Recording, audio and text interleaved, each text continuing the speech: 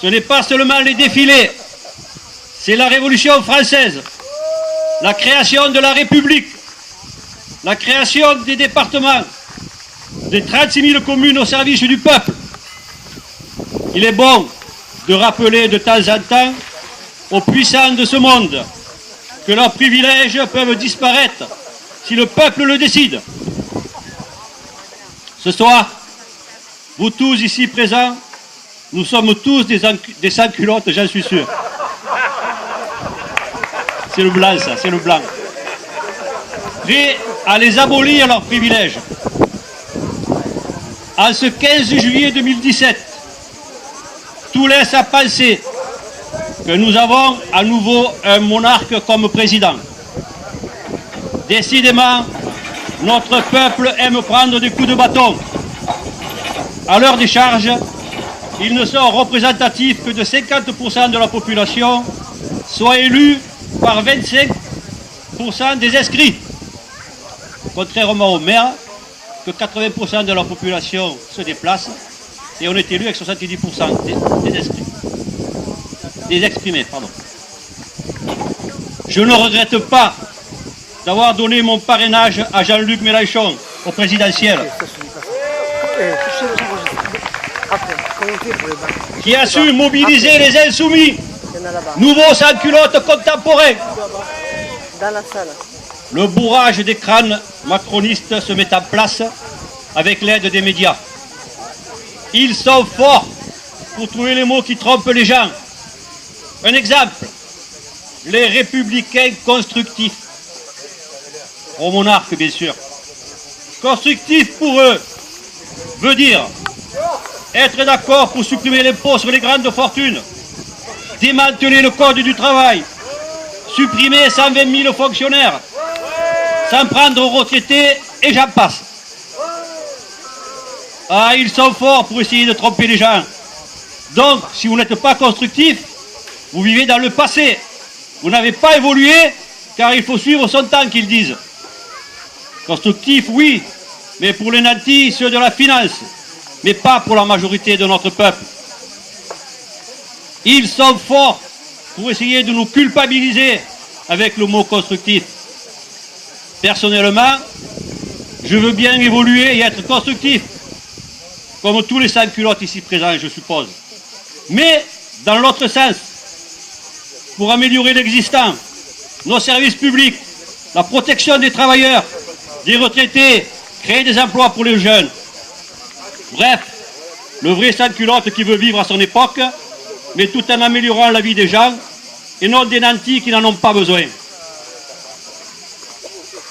Heureusement que vous êtes là, vous les sans-culottes de Brissac et du canton de Ganges, pour le rappeler que l'on ne touche pas à nos acquis sociaux. Oh, vous dormez ou quoi?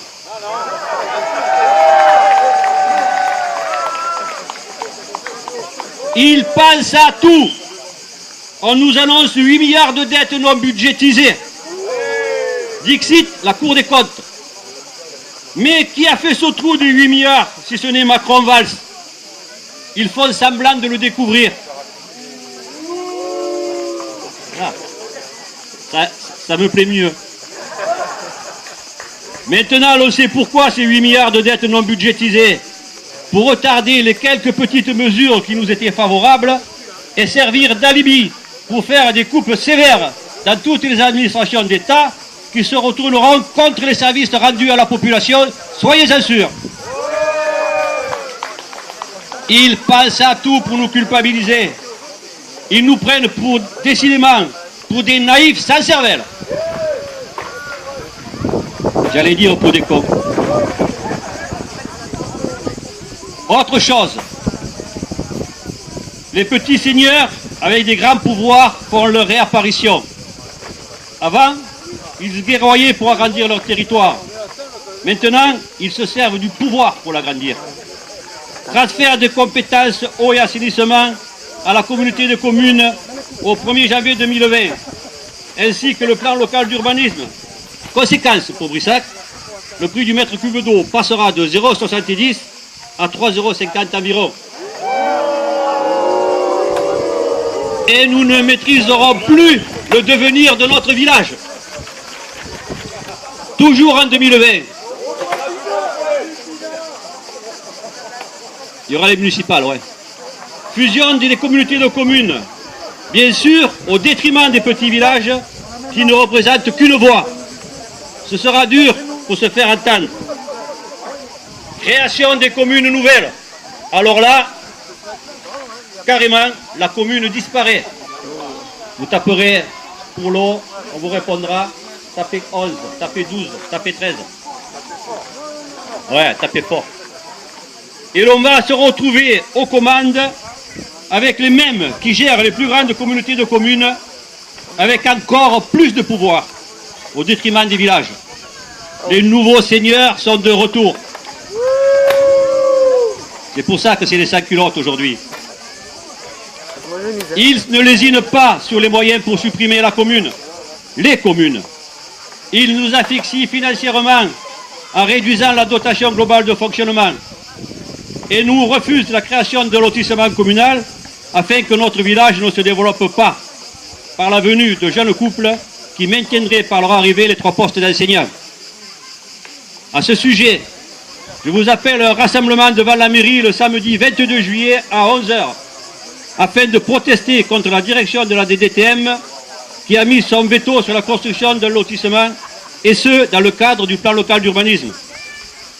À ce sujet, nous sommes reçus le mardi au siège de la DDTM.